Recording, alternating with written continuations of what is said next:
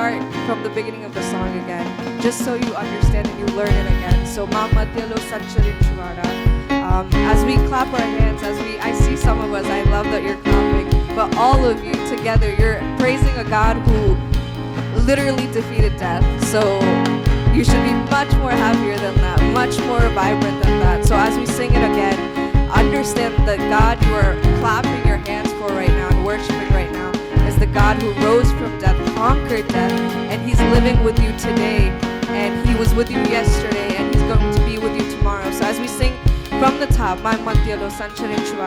really understand who you're singing it for, and just close your eyes and worship Him, clap your hands, praise Him, because it's for Him, not for the people around you, not for me, not for yourself, but for God who created you and loved you to die for you before you were born.